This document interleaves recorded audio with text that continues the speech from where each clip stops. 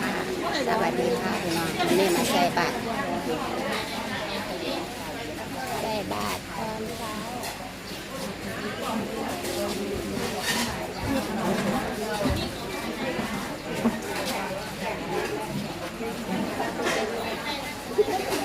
เอามาดีไว้ทางนี้กันข้าพุทธหลวงติสวัสดีค่ะมาใส่บาตรน้ำตาลจากพี่น้องใส่บาตรเช้างานคุณพ่อชาติชายหมู่โสภินค่ะ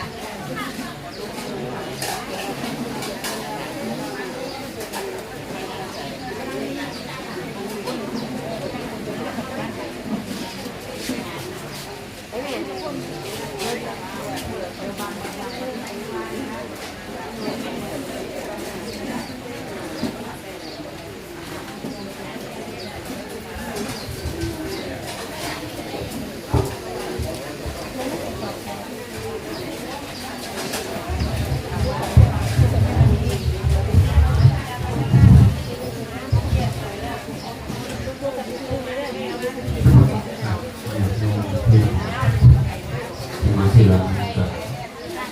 ใส่บาตรโรเดอร์ใส่บาตรโรใส่บาตรเจ็ดเจ้าของบาตรมาตั้ง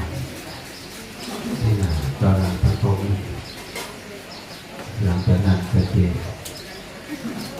กับวิเลยเพื่อพระทยมเลยอารัธนาศีลอารัธนาธรรมเป็นขั้นตอนไปอาจจะนั่งได้แต่ที่พระองค์ตรวจเรียบร้อยแต่งพระออกมาพระโตมาตั้งการพระออกอยู่นั่งเตียงแต่ที่นี่บริบว่างเสียงมันน้อย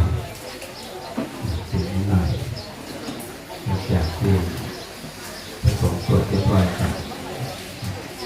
ลูกหลานจากพระโตมาตั้งจะมาเป็นพระโตก็จะได้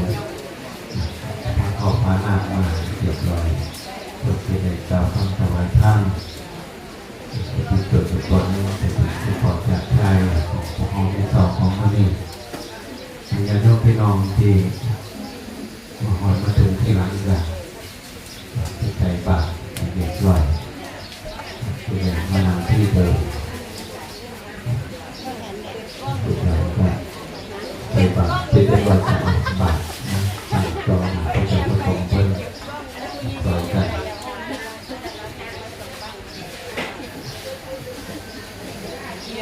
ต่อมาเองกับคนดิ้นมาเลย